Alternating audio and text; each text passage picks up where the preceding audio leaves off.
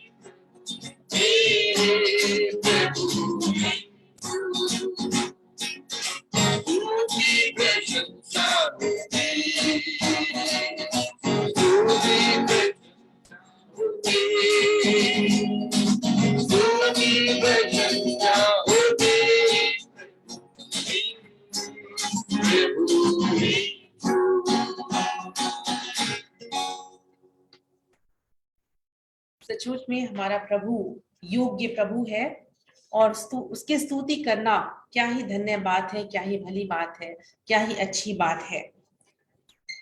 जब कभी हम परमेश्वर के नाम से जो कुछ भी करते हैं, चाहे हम उसके भजन गाते हैं या उसके वचनों को पढ़ते हैं, अध्ययन करते हैं, बहुत जरूरी है कि हम उसकी महिमा करें और उसकी उपस्थिति को अपने जीवन में महसूस करें।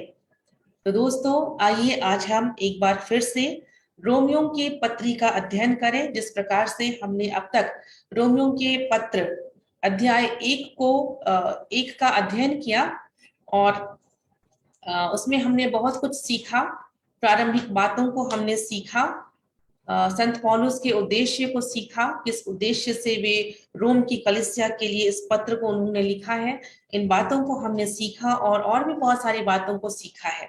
आइए आज हम आगे बढ़ते हैं और आज हम रोमियों के पत्र उसके अध्याय 2 का अध्ययन करेंगे। रोमियों के पत्र अध्याय 2 उसके 1 से लेकर के 16 पदों का आज हम अध्ययन करेंगे और मैं उम्मीद करती हूँ कि आप सभी के पास इस समय बाइबल जरूर है और अगर नहीं है तो अपनी बाइबल आप खोल लें, अपने पास रख लें और साथ ही एक डायरी और एक पेन जरूर अपने पास रखें, ताकि ये जो हम लोग अध्ययन करेंगे इसमें जो जो बातें आपको मुख्य तौर पर बतलाया जाएगा, आप उन बातों को अवश्य लिखें और कुछ कुछ बाइबल संदर्भ हम लोग और भी वचनों को बतलाएंगे, तो आप उन वचनों को भी नोट कर लें, ताकि बाद में भी जब आप व्यक्तिगत रूप से इस पत्री का अध्ययन करेंगे, इस पाठ का अध्ययन करेंगे, तो आपको समझने में सहायता मिलेगी। और इसलिए हम लोग एक दिन पहले सूचना के तौर पर हम लोग आप लोगों के बीच में सूचना डालते हैं कि आप लोग पहले से पढ़ करके उस वचन को पढ़ करके तैयार रहें कि आज के दिन हम पूरी तरह से, अगर हम वचन को नहीं भी पढ़ सके, लेकिन फिर भी हम लोग उस पर अध्ययन करने के लिए हम लोग को समय मिल सके। तो आइए हम लोग चर्चा करते हैं और अध्ययन करते हैं रोमियों के पत्र उसका 2 अध्याय और पद संख्या 1 से 16 तक। दोस्तों, यहाँ पर जैसा कि हम लोग देखते हैं, जब अध्याय को पढ़ते हैं, पढ़ने से पहले एक शीर्षक है, वो है परमेश्वर का न्याय। स्पष्ट रूप से यहाँ पर हमें दिखलाई पड़ रहा है कि ये परमेश्वर के न्याय के बारे में वचन हमें बतलाते हैं। और जब हम इसको पढ़ना शुरू करते हैं तो देखते हैं कि परमेश्वर का न्याय किस प्रकार से लोगों के ऊपर में प्रकट होगा। इससे पहले आगे बढ़े, मैं बतलाना चाहूंगी कि यह जो दूसरा अध्याय है, इसमें जिस प्रकार से संत पौलुस ने लिखा है, और अगर आप पहले पद को ही देखेंगे तो उसकी उसमें इस प्रकार से लिखा हुआ है, अतः हे दोष लगाने वाले, तू कोई क्यों ना हो, तू निरुत्तर है। यहाँ पर एक छोटा सा शब्द हम लोग देख रहे हैं, वहां पे लिखा हुआ है तू। तो यहाँ पर हम लोग जब पढ़ते हैं तो इसमें हम समझने की कोशिश करें कि संत पौलुस ने अपना जो तर्क दिया है उसको एक ऐसे व्यक्ति पर केंद्रित किया है जिसको कि वह तू कह करके पुकारता है। किसी एक व्यक्ति को इंगित कर रहा है जिससे कि वह तू कह करके पुकारता है। और यह कोई व्यक्ति विशेष नहीं है, कोई चुना हुआ व्यक्ति नहीं है, लेकिन एक तरह से इसको हम समझे कि एक काल्पनिक व्यक्ति है। और एक ऐसा काल्पनिक व्यक्ति है जो कि हमारे जीवन की जो आम बातें हैं, जो सामान्य बातें हैं, सामान्य विचार हैं, व्यवहार हैं, उन बातों को वो व्यक्ति प्रकट कर रहा है या उसके द्वारा संत पौलुस प्रकट कर रहे हैं। और जैसा कि यहाँ पर अगर आगे पढ़ेंगे तो यहूदी और अन्य जातियों की चर्चा की गई है, तो हम यह भी समझ सकते हैं कि यह व्यक्ति एक यहूदी भी हो सकता है या फिर एक अन्य जाति भी हो सकता है। और अगर इसको हम अपने वर्तमान संदर्भ में देखेंगे तो यह व्यक्ति जो है वो हम मसीहियों में से भी एक हो सकता है या गैर मसीहियों में से भी एक हो सकता है। तो दोस्तों हम आइए इसको देखते हैं। कुछ बातों को, कुछ बिंदुओं को मैंने नोट किया है, उद्धृत किया है, जिसके आधार पर हम चर्चा करेंगे, अध्ययन करेंगे। पहली बात हम देखते हैं जब इसको पढ़ते हैं, यहाँ पर लिखा हुआ है दोष लगाना परमेश्वर के दंड को आमंत्रित करता है। ये निष्कर्ष के तौर पर मैं बता रही हूँ कि जब आप इसको पढ़ेंगे, पहले पद को ही जिस तरह से पढ़ेंगे, पहला पद और दूसरा पद हमें इस बात को दर्शाता है कि दोष लगाना परमेश्वर के दंड को आमंत्रित करता है हमारे जीवन में, एक व्यक्ति के जीवन में। और जिस प्रकार से इसमें कहा गया है, क्योंकि जिस बात में तो दूसरे पर दोष लगाता है उसी बात में अपने आप को भी दोषी ठहराता है, इसलिए कि तू जो दोष लगाता है स्वयं ही वह काम करता है। हम जानते हैं कि ऐसे ऐसे काम करने वालों पर परमेश्वर की ओर से ठीक ठीक दंड की आज्ञा होती है। कई एक बार हम अपने जीवन में देखते हैं दोस्तों कि किसी किसी व्यक्ति में हम इस बात को पाते हैं कि वह व्यक्ति अपने जीवन के बारे में नहीं सोचता या अपने जीवन को नहीं देखता है कि उसने अपने जीवन में क्या किया, अपने समय को कैसे व्यतीत किया, या अपने जीवन को दूसरों के लिए किस प्रकार से उपयोग में लाया, और ऐसी बहुत सारी बातें हैं। लेकिन वह व्यक्ति जो है दूसरों के दोष को ढूंढता है, दूसरों की खामियों को ढूंढता है, और इस तरह से उन बातों को ढूंढता है जो वो खुद भी नहीं कर पाया, और बहुत सारी ऐसी बुराइयों को भी ढूंढता है जो उसके जीवन में स्वयं हम देखते हैं। तो ये एक आम बात है, ये एक बिल्कुल सरल बात है जो हम मानव जीवन में हम लोग इन स्वभाव को और इन बातों को पाते हैं। और इसके विषय में ही वचन सतर्क करता है कि परमेश्वर जो है वो ऐसे दोष लगाने वालों का भी न्याय करेंगे और उनके लिए दंड निश्चित है। तो ये एक तरह से चेतावनी है दोस्तों। दूसरी बात हम देखते हैं कि परमेश्वर की कृपा, परमेश्वर की सहनशीलता और धीरज को तुच्छ जानना, ये पद 4 में आप पाएंगे। 3 में भी आप पाएंगे दोष लगाने की बात को, और पद 4 में अब हम लोग पाते हैं कि किस प्रकार से वह व्यक्ति, एक व्यक्ति जो अपनी मनमानी करता है और अपने स्वयं के विचारों के अनुसार चलता है, और कई एक बार होता है कि अपने विचार को परमेश्वर के विचार से मिलाने की कोशिश करने में, या परमेश्वर के आदेश को नजरअंदाज करते हुए, अपनी बातों को प्राथमिकता देते हुए परमेश्वर की जो कृपा है, परमेश्वर की जो सहनशीलता है और परमेश्वर का जो धीरज है उसको इनकार करते हुए उनको तुच्छ जानता है। तो ये भी एक कारण है जो हमें अपने जीवन में या एक व्यक्ति के जीवन में परमेश्वर के दंड को आमंत्रित करता है।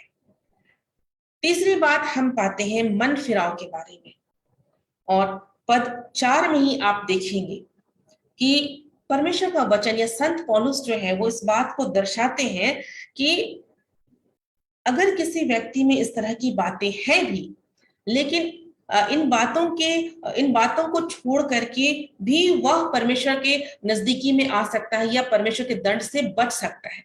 कैसे? एक शब्द है मन फिराव के द्वारा। और ये मन फिराना या पश्चाताप करना या अपने मन को बदलना, ये कैसे होगा? बाइबल बतलाती है पद 4 में, ये परमेश्वर की कृपा हमें सिखलाती है मन फिराने के लिए। जी हाँ, मनुष्य अपने आप को नहीं बदल सकता है, लेकिन हम पाते हैं कि परमेश्वर की कृपा ही है जो मन फिराव की आत्मा देती है या व्यक्ति को मन फिराने के लिए उत्साहित करती है। चौथी बात हम पाते हैं कि अपने लिए क्रोध कमाना। पद 5 में आप पढ़ेंगे कि पर तू अपनी कठोरता और हठीले मन के कारण उसके क्रोध के दिन के लिए जिसमें परमेश्वर का सच्चा न्याय प्रकट होगा अपने लिए क्रोध कमा रहा है। संत इस बात को बिल्कुल एक तरह से देखें तो व्यक्तिगत रूप में भी एक जन से बात करने की तरह से वो इन बातों को तर्क को प्रस्तुत कर रहे हैं कि कारण क्या है, किस तरह से हम क्रोध अपने ऊपर लेते हैं, परमेश्वर का क्रोध क्यों हमारे जीवन में आता है। मनुष्य के हृदय की कठोरता और हठीलेपन के कारण। कैसे हम कठोर होते हैं? बहुत साधारण सी बात है, किसी को सरलता से माफ नहीं करना जिसने आपको सताया है, या एक व्यक्ति जिसके द्वारा आपको या मुझको दुख मिल रहा है, तकलीफ हो रही है, उसको हम आसानी से माफ नहीं कर पाते। क्यों आसानी से नहीं माफ कर पाते? क्योंकि हमारा हृदय कठोर है, कठोरता है हमारे अंदर। और दूसरा जो शब्द है हठीलापन, हठीलापन यानी हम उसको दूसरे शब्दों में कह सकते हैं जिद्दीपन। व्यक्ति इतना जिद्दी होता है कि अपनी बातों पर अड़ा रहता है, भले ही वो गलत क्यों ना हो, भले ही उस जिद्दीपन के कारण दूसरे को तकलीफ क्यों ना हो। तो ये जो बातें हैं ये बिल्कुल साधारण सी बातें हैं, लेकिन ये हमारे दैनिक जीवन की बातें हैं, हमारे दैनिक स्वभाव की बातें हैं। और ये जो कठोरता और हठीला मन जो ऐसा स्वभाव है जो हमें या व्यक्ति को परमेश्वर के दंड के नजदीक ले जाता है। पांचवी बात हम पाएंगे कामों के अनुसार बदला।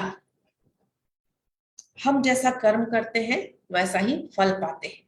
और यही बात आप बाइबल में भी देखेंगे, पद 6 में भी वचन लिखा हुआ है कि वह हर एक को उसके कामों के अनुसार बदला देगा। वह अर्थात परमेश्वर हर किसी को, हर व्यक्ति को, संसार का हर व्यक्ति को उसके कामों के अनुसार ही बदला देगा। और किस प्रकार का बदला देगा? देखिए पद 7 में क्या कहता है वचन। पद 7 में कहता है जो सुकर्म में स्थिर रहकर महिमा और आदर और अमरता की खोज में है उन्हें वह अनंत जीवन देगा। तो ये है सुकर्म के परिणाम, अच्छे कामों के परिणाम, है ना। अच्छे कामों का परिणाम क्या है? अनंत जीवन। हम अच्छे कामों के परिणाम को एक बार बाइबल के कुछ और वचनों से हम लोग देखेंगे। पुराने नियम के वचन में से हम देखेंगे अय्यूब उसका 34 अध्याय का 11 पद। अय्यूब उसके 34 अध्याय और उसके 11 पद को हम लोग सुनेंगे, क्या लिखा हुआ है। अय्यूब अध्याय 34 पद 11। वह मनुष्य की करनी का फल देता है और प्रत्येक को अपनी अपनी चाल का फल भुगताता है। क्लियर है ना, बिल्कुल स्पष्ट है। ये पुराने व्यवस्थान में भी हम इस बात को पा रहे हैं। उसी तरह से पुराने व्यवस्थान में हम एक और वचन को देखेंगे, यिर्मयाह 17 उसका 10 पद। यिर्मयाह 17 उसका पद 10। यिर्मयाह 17 उसका 10। मैं यहोवा मन की खोजता और हृदय को जांचता हूं, ताकि प्रत्येक जन को उसकी चाल चलन के अनुसार अर्थात उसके कामों का फल दूं। हमारा परमेश्वर कैसा है? मन को जांचने वाला है ना? वो साफ कहते हैं कि वो मन को खोजते हैं और हृदय को जांचते हैं। तो हमारा मन और हमारा हृदय कैसा है? और जैसा हमारा मन होगा, जैसा हमारा हृदय होगा, वैसा ही हमारे कर्म होंगे। और परमेश्वर हमारे हृदय और मन को जांचते हैं, और जिस प्रकार हमारा चाल चलन होगा, हमारा जैसा कर्म होगा, उसी के आधार पर परमेश्वर हमें प्रतिफल देंगे, है ना, परिणाम देंगे। उसी तरह से यिर्मयाह 32 अध्याय का 19 पद में भी लिखा हुआ है। 32 का 19 देखेंगे। तू बड़ी युक्ति करने वाला और सामर्थ्य के काम करने वाला है। तेरी दृष्टि मनुष्यों के सारे चाल चलन पर लगी रहती है, और तू हर एक को उसके चाल चलन और कर्म का फल भुगताता है। तो हमारा परमेश्वर ऐसा है जिसकी दृष्टि हमेशा लोगों के ऊपर बनी हुई रहती है। मनुष्य के हर एक चाल चलन पर उसकी दृष्टि बनी हुई रहती है, और उसके अनुसार ही वो फल हमें देता है। हम जैसा करते हैं हमें भुगतना पड़ता है। कई एक बार हम लोग सोचते हैं कि हमने तो ऐसा कुछ नहीं किया, फिर भी मेरे जीवन में संकट क्यों आया, दुख मुसीबत क्यों है। हम अपने आप को स्वयं से जांचते हैं, जचते हैं, लेकिन वास्तव में हमें जांचने वाला परमेश्वर है, और उसका वचन साफ कहता है ना, कि वो हमारे चाल चलन के अनुसार ही हमें परिणाम देते हैं। एक नए नियम में से देखेंगे, 1 कुरिन्थ उसका 3 अध्याय पद 8। लगाने वाला और सींचने वाला दोनों एक हैं, परंतु हर एक व्यक्ति अपने ही परिश्रम के अनुसार अपनी ही मजदूरी पाएगा। क्या है? हर एक व्यक्ति अपने परिश्रम का फल पाएगा ना, जैसा वो बोएगा वैसे ही काटेगा। और उसी तरह से 2 कोरिन्थ 5 का 10 हम लोग देख लेंगे। 2 कोरिन्थ 5 का पद 10। क्योंकि अवश्य है कि हम सबका हाल मसीह के न्याय आसन के सामने खुल जाए, कि हर एक व्यक्ति अपने अपने भले बुरे कामों का बदला जो उसने देह के द्वारा किए हो पाए। तो दोस्तों, वचन स्पष्टतः हमें बतलाते हैं। हम कई एक जगह देखेंगे तो हम इस बात को पाते हैं कि हमारे कर्मों का परिणाम हमें निश्चय ही इस संसार में मिलता है और मिलेगा। हम जैसा काम करेंगे वैसा ही परिणाम हमें मिलेगा। वचन और भी है, आप लोग नोट कर सकते हैं, मैं बतला दूं। अगर अब एक वचन हम लोग और पढ़ लेते हैं, प्रकाशित वाक्य से पढ़ लेते हैं। बिल्कुल धर्मशास्त्र की बिल्कुल अंतिम पुस्तक है, तो इससे भी हम लोग पढ़ लेते हैं। प्रकाशित वाक्य 2 उसका 23 पद को हम लोग पढ़ लेते हैं। मैं उसके बच्चों को मार डालूंगा, तब सब कलीसियाएं जान लेंगी कि हृदय और मन का परखने वाला मैं ही हूं, और मैं तुम में से हर एक को उसके कामों के अनुसार बदला दूंगा। तो इस तरह से दोस्तों, बिल्कुल बाइबल के कई एक संदर्भ से हम देख रहे हैं कि यह स्पष्ट है कि हम अपने कर्म के अनुसार फल पाते हैं। सातवीं बात एक है, विवादी का परिणाम क्या होगा। ये हम लोग पद 8 में देखेंगे। पद 8 में लिखा हुआ है, पर जो विवादी है और सत्य को नहीं मानते वरन अधर्म को मानते हैं, उन पर क्रोध और कोप पड़ेगा। विवाद करना, बहुत सारे ऐसे लोग हैं जो छोटी छोटी बातों में विवाद में फंस जाते हैं, या छोटी सी बात को बात का बतंगड़ जिसको हम लोग बोलते हैं, उसको बना करके दूसरे को भी उलझन में डाल देते हैं, और सत्य को ढूंढने के बजाय सत्य को दबाते हुए अधर्म, या जहां पे धार्मिकता नहीं है, जहां पे भलाई की बात नहीं है, जहां पे अच्छाई की बात नहीं है, अच्छाई की सारी बातों को दबाते हुए असत्य में अपने आप को असत्य को ही सत्य ठहराने में लगे रहते हैं और विवादों में पड़ जाते हैं। तो ऐसे लोगों का परिणाम क्या है? क्रोध और कोप। परमेश्वर का क्रोध और कोप। और परमेश्वर का क्रोध और कोप क्या है? अभी अभी हमने पढ़ा है ना, मृत्यु है। मृत्यु है, जीवन में मृत्यु आती है, और भी कई एक तरह से संकट आते हैं, और बहुत सारी ऐसी बातें हैं जो परमेश्वर के क्रोध को हमारे ऊपर में या हमारे कर्मों के द्वारा, हमारे व्यवहार के द्वारा हमारे ऊपर में आने के लिए आमंत्रित देते हैं। 8वीं बात है बुराई का परिणाम। हम लोग पद 9 में देखेंगे कि बुराई का परिणाम क्या है। अगर व्यक्ति बुराई कर रहा है या बुराई में जीवन जी रहा है, उसका क्या परिणाम है। पद 9 में क्या लिखा हुआ है। पद 9 में, और क्लेश और संकट हर एक मनुष्य के प्राण पर जो बुरा करता है आएगा, पहले यहूदी पर फिर यूनानी पर। तो यहाँ पर हर एक व्यक्ति, ये पत्र चूंकि संत पौलुस ने लिखा है और उस समय के संदर्भ में लिखा गया है, इसलिए यहाँ पर यहूदी और यूनानी का जिक्र किया हुआ है। लेकिन वर्तमान संदर्भ में हम जितने मसीही लोग हैं, ये सारी बातें हम लोगों से जुड़ी हुई है, ये सारी बातें हम लोगों के लिए भी लागू होती है। और इसलिए देखिए साफ साफ लिखा हुआ है कि बुराई का परिणाम प्राण पर क्लेश और संकट का आना। हमें ये संत के जो वचन है, ये हमें आज भी सतर्क करते हैं कि हम संभल जाएं। 9वीं बात जो हम लोग पाएंगे वह है भलाई का परिणाम। एक तरफ हम बुराई का परिणाम देख रहे हैं, लेकिन साथ ही साथ हम देखते हैं कि भलाई का भी परिणाम है। पद 10 में हम देखेंगे कि भलाई का परिणाम क्या है। भलाई का परिणाम, परंतु महिमा और आदर और कल्याण हर एक को मिलेगा जो भला करता है, पहले यहूदी को फिर यूनानी को। तो हर एक को मिलेगा, है ना। भलाई का परिणाम हर एक को मिलेगा। और क्या है परिणाम। महिमा, आदर और कल्याण। जो परमेश्वर की इच्छा के अनुसार चलते हैं, जो परमेश्वर, उनके लिए परमेश्वर महिमा प्रदान करते हैं, उनको आदर मिलता है और उनका कल्याण होता है। आप देखेंगे बहुतों के जीवन में, आप देखेंगे, आप अपने जीवन में भी इस बात को देखेंगे, महसूस कर सकेंगे।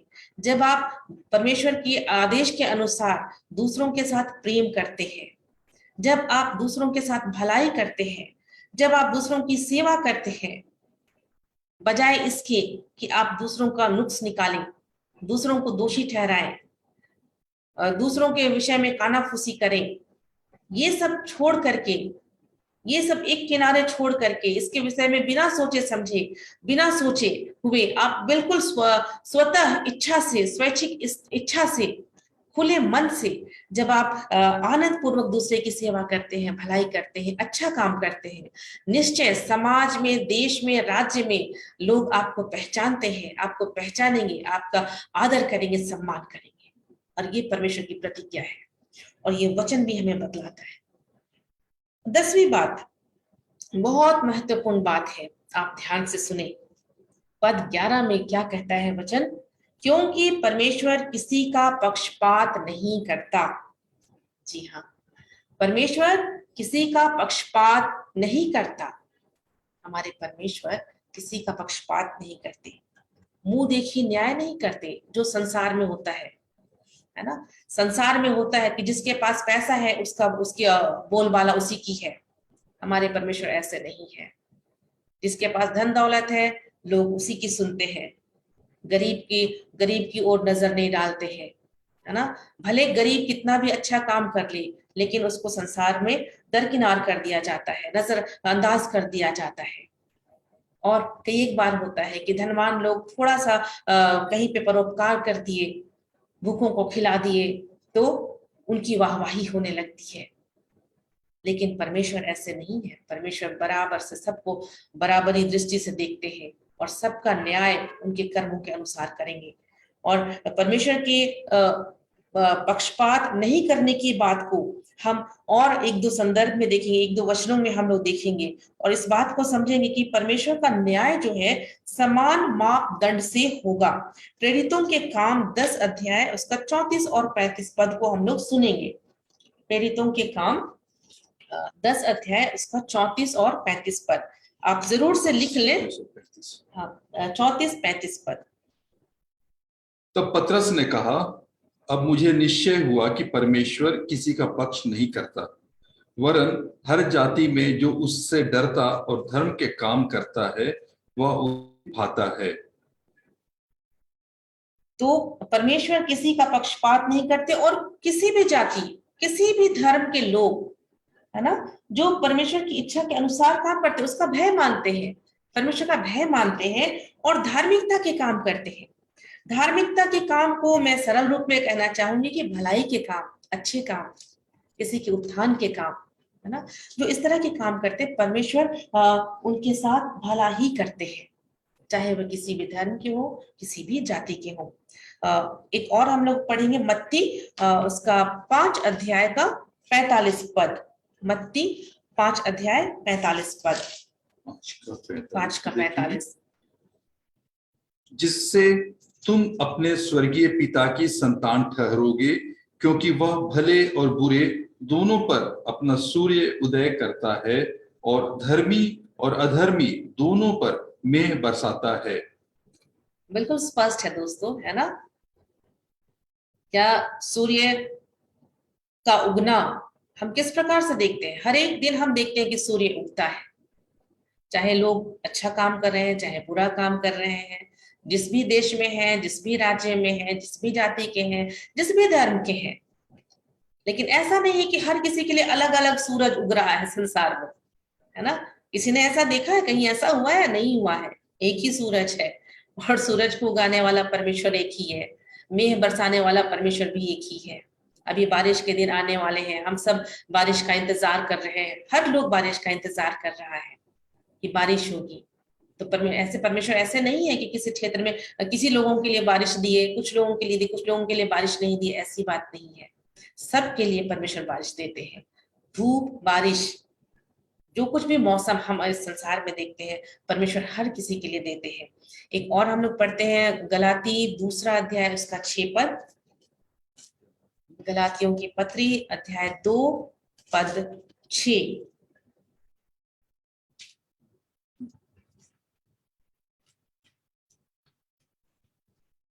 गलाती 2 का 6। फिर जो लोग कुछ समझे जाते थे, वे चाहे कैसे भी थे, मुझे इससे कुछ काम नहीं। परमेश्वर किसी का पक्षपात नहीं करता। उनसे जो कुछ समझे जाते थे, मुझे कुछ भी नहीं प्राप्त हुआ। यहाँ में स्पष्ट लिखा हुआ है दोस्तों कि परमेश्वर किसी का पक्षपात नहीं करते। संसार में जैसा कि मैंने पहले कहा, कुछ लोग ऐसे हैं जो कुछ भी नहीं समझे जाते हैं, है ना, और कुछ लोग हैं जो बहुत कुछ समझे जाते हैं। तो लेकिन हम देखते हैं कि परमेश्वर जो है हर किसी के साथ में बराबर का न्याय करते हैं। और आज भी हम लोग देखेंगे कि वर्तमान समय में भी कई एक ऐसे राज्य हैं, कई एक ऐसे देश हैं जिसमें पक्षपात की बहुत गंभीर समस्या है, भिन्नता की समस्या है ना। बहुत सारे ऊंच नीच की बातें हैं, हे दृष्टि की बातें हैं, और इस तरह से पक्षपात के अलग अलग तरह से हम लोग देखते हैं कि लोग एक दूसरे से पक्षपात करते हैं। लेकिन बहुत बड़ी बात हम देखते हैं कि हमारा जो परमेश्वर है वो किसी का पक्षपात नहीं करते। और मानव जाति में भी अगर इस समस्या का सुधार हम चाहते हैं तो जरूरी है कि हम परमेश्वर की आज्ञाकारी बने, क्योंकि परमेश्वर की आज्ञाकारिता ही एकमात्र आधार है जो इस प्रकार की समस्या से हमें बचा सकती है। और इस प्रकार से हम देखते हैं कि ये जो खंड है हमारा पद 1 से लेकर के 11 तक का, इसमें हम यह पाते हैं कि चूंकि परमेश्वर ने यदि हमें चुना है तो हमारे जीवन में आनंद और भय दोनों का होना निश्चित है। आनंद और भय हमारे जीवन में जुड़े हुए हैं। आइए हम जल्दी से देखेंगे पद 12 से 16 तक। दूसरा खंड जो है हम लोग उसको जल्दी से देखेंगे। और यहाँ पर मैं पद 12 और 16 को पढ़ती हूँ पहले, फिर मैं चर्चा करूंगी। पद 12 में लिखा है, इसलिए जिन्होंने बिना व्यवस्था पाए पाप किया वे बिना व्यवस्था के नष्ट भी होंगे, और जिन्होंने व्यवस्था पाकर पाप किया उनका दंड व्यवस्था के अनुसार होगा। पद 16 में लिखा है, जिस दिन परमेश्वर मेरे सुसमाचार के अनुसार यीशु मसीह के द्वारा मनुष्यों की गुप्त बातों का न्याय करेगा। तो यहाँ पर एक बात हम देखते हैं कि कुछ लोग हैं जो व्यवस्था पाए हुए हैं और कुछ लोग हैं जिन्हें व्यवस्था नहीं मिली है।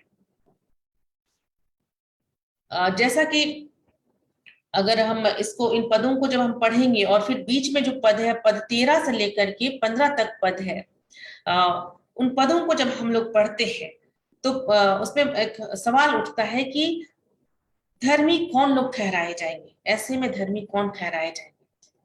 व्यवस्था के मानने वाले या जो फिर व्यवस्था को नहीं मानते हैं, और उनका किस प्रकार से न्याय होगा।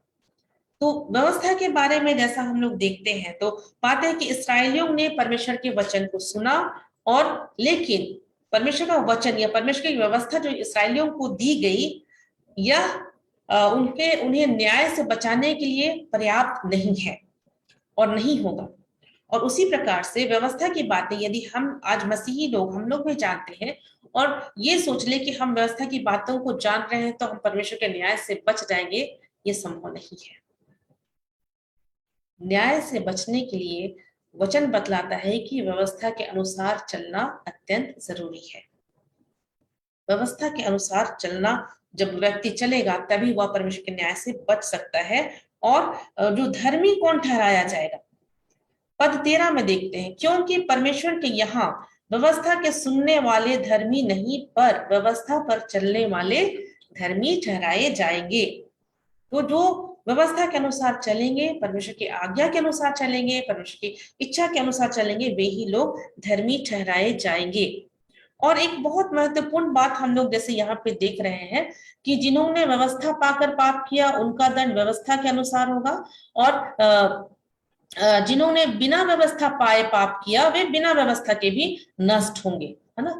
तो कुछ लोग ऐसे हैं जो व्यवस्था की बातों को जानते हैं, कुछ लोग ऐसे हैं जो नहीं जानते हैं, लेकिन उनके विषय में भी 15 पद क्या बतलाता है? वे व्यवस्था की बातें अपने अपने हृदयों में लिखी हुई दिखाते हैं और उनके विवेक भी गवाही देते हैं। इसको 14 से हम लोग पढ़ते हैं, 14 से मैं पढ़ूंगी तो स्पष्ट होगा। फिर जब अन्य जाति लोग जिनके पास व्यवस्था नहीं स्वभाव ही से व्यवस्था की बातों पर चलते हैं, तो व्यवस्था उनके पास न होने पर भी वे अपने लिए आप ही व्यवस्था है। ऐसा नहीं है कि जो लोग परमेश्वर की व्यवस्था से अनजान है उनके हृदय में ऐसी बात नहीं, अच्छी बुराई का ज्ञान नहीं है, अच्छी और बुरे का ज्ञान नहीं है, ऐसी बात नहीं है। परमेश्वर ने उनके अंदर में भी अच्छे और बुरे को समझने की समझ दी है, और वो लोग इस बात को पहचानते हैं, तो वो अपने विवेक के अनुसार, अपना उनका जो अंतःकरण है उसके अनुसार जिस तरह से कार्य करेंगे उसी के अनुसार उन्हें फल मिलेगा।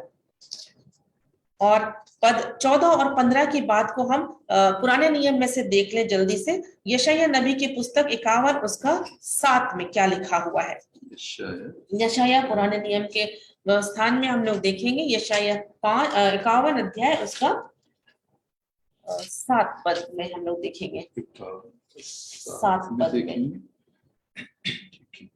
हे धर्म के जानने वालों, जिनके मन में मेरी व्यवस्था है, तुम कान लगाकर मेरी सुनो। मनुष्यों की नाम धराई से मत डरो और उनके निंदा करने से विस्मित ना हो। साफ लिखा हुआ है कि ये धर्म के जानने वालों जिनके मन में मेरी व्यवस्था है ना, जिनके मन में, जिनके विवेक में व्यवस्था है। इसका मतलब है कि परमेश्वर ने समझ दी है मनुष्य को। परमेश्वर ने सारे प्राणी से, सारे जो कुछ भी परमेश्वर ने सृष्टि बनाया उसमें सबसे ज्यादा महत्व उन्होंने मनुष्य को दिया है, और मनुष्य के अंदर उन्होंने, परमेश्वर ने विवेक डाला है। और विवेक जो है वो हमें समझ प्रदान करता है कि क्या हमें, क्या सही है, क्या गलत है, किस चीज को करना चाहिए, किस चीज को नहीं करना चाहिए। और जितने लोग उसके अनुसार चलते हैं, करते हैं, उसके अनुसार ही उनका न्याय होगा। अंत में मैं निष्कर्ष के रूप में कहना चाहूंगी, बतलाना चाहूंगी इस बात को कि संत पौलुस का जो मुख्य विषय इस अध्याय में हम देखते हैं वह मुख्यतः परमेश्वर का धर्मी न्याय के विषय में है। परमेश्वर के पक्षपात, बिना पक्षपात किए न्याय करने के विषय में है। और महत्वपूर्ण बात यह है कि प्रभु यीशु के छुटकारे के कार्य पर भरोसा करने का परिणाम ना, परमेश्वर के धार्मिक न्याय और प्रभु यीशु के छुटकारे के कार्य पर भरोसा करने के परिणाम के विषय में है। और यहूदियों और अन्य जातियों दोनों को अपने विवेक से काम लेना चाहिए, क्योंकि न्याय का दिन निश्चय आने वाला है। उस दिन परमेश्वर की ओर से प्रभु यीशु न्याय करेंगे, जैसा कि पद 16 में लिखा हुआ है। तो ये बात न सिर्फ यहूदियों के लिए है और अन्य जातियों, लेकिन यहाँ पर वर्तमान समय में जितने भी दुनिया में जितने भी मसीही लोग हैं, जितने विश्वासी लोग हैं, जिन्होंने परमेश्वर की व्यवस्था को पाया है, परमेश्वर की आज्ञा को पाया है, जिन्होंने प्रभु यीशु मसीह को पाया है, उन सब के लिए ये बात है कि हम सबको विवेक से काम लेना है।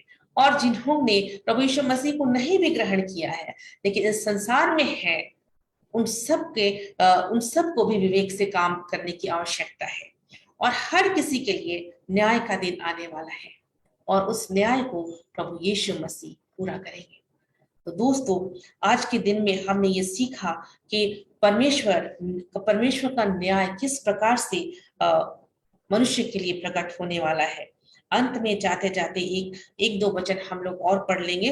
मत्ती अध्याय आप इसको नोट कर लीजिए क्योंकि ये लंबा पद है। मत्ती 25 अध्याय उसका पद 31 से 43 तक, लेकिन हम लोग अभी पढ़ेंगे यूहन्ना 5 अध्याय उसका 22 पद। यूहन्ना 5 अध्याय उसका 22 पद, 22 और 27 पद को हम लोग पढ़ते हैं। 22 और 27 को पढ़ते हैं। 22 में लिखा, ऐसा लिखा है, पिता किसी का न्याय नहीं करता, परंतु न्याय करने का सब काम पुत्र को सौंप दिया है। परमेश्वर पिता, यहाँ पर वचन स्पष्ट बता रहा है कि परमेश्वर पिता स्वयं न्याय नहीं करेंगे, लेकिन किसके द्वारा? पुत्र के द्वारा, जिन्हें उन्होंने उद्धारकर्ता के रूप में संसार में भेजा। सारा अधिकार उन्होंने प्रभु यीशु मसीह को दिया है और प्रभु यीशु मसीह के द्वारा ही न्याय होगा। पद 27 में लिखा है, वरन उसे न्याय करने का भी अधिकार दिया है, इसलिए कि वह मनुष्य का पुत्र है। फिर स्पष्टता हम पाते हैं कि परमेश्वर ने प्रभु यीशु मसीह को न्याय करने का अधिकार दिया है, वह मनुष्य का पुत्र है। ये बहुत अद्भुत सी बात लगती है कि एक व्यक्ति को या एक ईश्वर को हम परमेश्वर का पुत्र भी कह रहे हैं, मनुष्य का पुत्र भी कह रहे हैं। लेकिन हाँ, परमेश्वर ने अपने पुत्र को मानव रूप में इस संसार में भेजा। ईश्वर और मनुष्य दोनों की हम पाते हैं, यीशु मसीह के बारे में पाते हैं कि वो ईश्वरीय गुण भी हम उनमें पाते हैं और मानव गुण भी हमने उसके जीवन में देखा है। तो प्रभु यीशु मसीह जो है वो परमेश्वर के ऐसे पुत्र हैं जिसको परमेश्वर ने सर्व अधिकार दिया है। पृथ्वी के लोगों के न्याय का अंतिम अधिकार या फाइनल जस्टिस जिसको हम लोग कह सकते हैं, वो यीशु मसीह के हाथ में है दोस्तों। और इसलिए बहुत जरूरी है कि हम वचन को अच्छे तरीके से समझें, बाइबल को अच्छे तरीके से पढ़ें, एक एक पदों पर ध्यान दें और उसका अलग अलग संदर्भ भी हम देखने का प्रयास करें, किस समय में किस संदर्भ में लिखा गया है। और वर्तमान समय में वो बातें जो आज से हजारों वर्ष पहले लिखी गई है, आज के दिन भी हमारे जीवन में भी वो सारी बातें दिखाई पड़ती है। और इसलिए ऐसे समय में अपने जीवन में हम किस तरह का जीवन जिए कि परमेश्वर के न्याय के दिन हम अपने आप को दृढ़ता पूर्वक खड़ा रख सकें। इन बातों की चेतावनी हमें इन वचनों से मिलता है। इसलिए जरूरी है कि हम बाइबल को बहुत ही ध्यान पूर्वक पढ़ें, चिंतन करें और परमेश्वर के ज्ञान को, परमेश्वर की बातों को समझने का प्रयास करें और अपने जीवन में आगे बढ़ें। परमेश्वर पिता बहुत आयत की आशीष आप सबों को प्रदान करे और आप सबों को आत्मिक जीवन में आगे बढ़ने में आप सबों की सहायता करें। आमीन। आइए हम एक धन्यवादी गीत गाएं।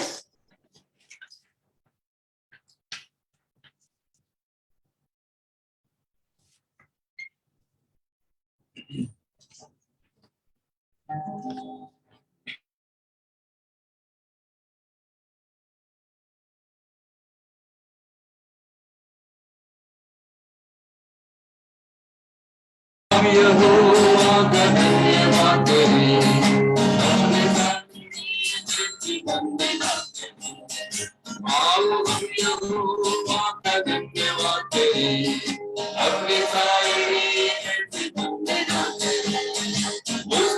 पाठ तूने स्तुति करी और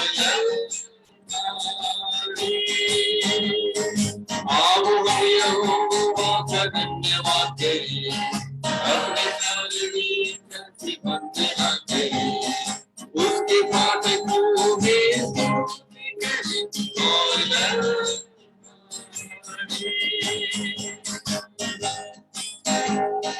जिसने बनाया हमें वो हमारा था, जिसने भी हमको बनाया हमारा था, उसकी मुझे बना बना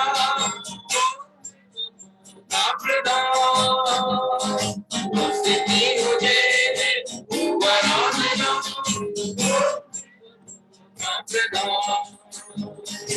अब हम यहोवा का धन्यवाद करें, अपने सारे जीवन में करें, अब हम यहोवा का धन्यवाद करें, अपने सारे जीवन में करें, उसके पाठ तूने स्तुति करी और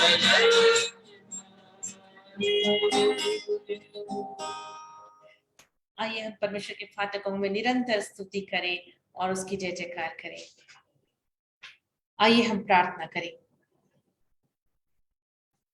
धन्यवाद देते हैं महान सामर्थी प्रेमी परमेश्वर पिता, युग युगांतर के परमेश्वर, सर्वशक्तिमान, सर्व उपस्थित, सर्व सामर्थी परमेश्वर पिता। सारी महिमा, आदर और सम्मान हम आपको देते हैं। पुनः हम आपको धन्यवाद देते हैं प्यारे प्रभु जी, आज के सुंदर समय के लिए, जिसमें आपने हम सबकी सहायता की, अगुवाई किया कि प्रभु हम रोमियो की पत्री अध्याय 2 की पद 1 से 16 का अध्ययन कर सके हैं। हम विश्वास करते हैं प्यारे पिता परमेश्वर कि इस अध्ययन के द्वारा बहुत से लोग आपकी आशीषों को प्राप्त करेंगे। निश्चय प्रभु जी बहुतों का जीवन बदलेगा। निश्चय बहुत सारे लोगों के जीवन में आपकी पवित्र आत्मा कार्य करेगी और पिता परमेश्वर बहुत सारे लोग मन फिरा करके आपके चरणों के पास आएंगे और आपके न्याय में प्रभु आपके दंड से अपने आप को बचा पाएंगे। प्रभु जी हम प्रार्थना करते हैं हर एक सुनने वाले के हृदय को खोल दीजिए, उनके मन को खोल दीजिए पिता परमेश्वर, कि लोग अपने आप को, जिनके अंदर कठोरता है प्रभु, जो हठीले हैं प्रभु, उनका हृदय टूटने पाए, नम्रता उनके हृदय में आने पाए प्रभु जी, वो अपने जिद्दीपन से प्रभु छुटकारा पाने सके। और प्यारे पिता परमेश्वर आपके आज्ञाकारी होकर के प्रभु एक नम्र स्वभाव और नए स्वभाव को लेकर के आपके प्रेम को अपने जीवन में देखने सके और आपके प्रति भय रखते हुए जीवन व्यतीत करने सके, ताकि पिता परमेश्वर अपने जीवन में आनंद को प्राप्त करने सके और इस पृथ्वी के जीवन में भी आनंद और उत्साह के साथ जीवन व्यतीत करते हुए प्रभु आपको महिमा देने सके। और जिस प्रकार हमने सीखा पिता परमेश्वर की भलाई का काम करने से प्रभु और आपकी इच्छा के अनुसार चलने से निश्चय हमें महिमा, आदर और हमारा कल्याण होता है। प्रभु होने दे कि हम इन बातों को अपने जीवन में देखने पाए, क्योंकि बुराई का परिणाम जिस प्रकार से हमारे जीवन में संकट है, मृत्यु है, क्लेश है, परमेश्वर का क्रोध है, प्रभु होने दे कि हम इन बातों से अपने आप को बचा सके। हम सतर्कता पूर्वक और आपकी चेतावनियों को मानते हुए जीवन जीने सके पिता, ताकि हर प्रकार की बुराई से हम बचाए जाने सके।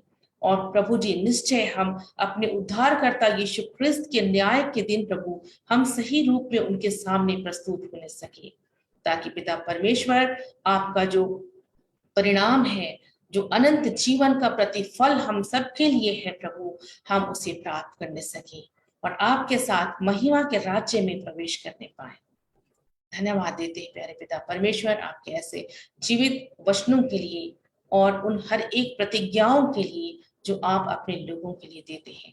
प्यारे प्रभु जी हम अपने सारे श्रोताओं के लिए धन्यवाद देते हैं, हर एक सुनने वाले के लिए धन्यवाद देते हैं। प्रार्थना करते हैं कि उनके जीवन में जो कुछ भी समस्याएं हैं उन सबको आप यीशु नाम से दूर करें। जिस भी परिवार में जिस भी प्रकार की समस्या है प्रभु, संकट है, विपत्ति है, रोग है, लोग मृत्यु की शैया में है प्रभु, आप ऐसे परिवारों में भी अपनी शांति प्रदान करें। रोगों से छुटकारा दे प्रभु, नया जीवन प्रदान करे प्रभु, और एक नई आशा उनके जीवन में डाले कि वो आपकी ओर देखें और एक नई आशा के साथ अपने जीवन को व्यतीत करने पाए। प्रार्थना करते हैं आने वाले समय में भी प्रभु होने दे कि हमारे बहुत सारे श्रोता हमारे इस बाइबल अध्ययन में जुड़ने सके प्रभु, और ज्ञान की बातों को जो आत्मा सिखाती है प्रभु उसे सीखने सके, और हर एक के जीवन में यीशु मसीह की उपस्थिति को प्रभु वे महसूस करने पाए। प्रार्थना करते हैं, पुनः सारी बातों के लिए धन्यवाद देते हैं। यह निवेदन हम पुनः अपने उद्धारकर्ता यीशु मसीह के नाम से आपके सामने रखते हैं। आप दया से सुने और स्वर्ग के राज्य में ग्रहण कर लें। आमीन आमीन। आमीन। जय मसीह की। सीखिए। सभी को बहुत बहुत धन्यवाद, और आशा करते हैं कि आज का यह अध्ययन आपके लिए लाभकारी सिद्ध हुआ होगा, और निश्चय आप आगे भी हम लोगों के साथ जुड़े रहेंगे। धन्यवाद।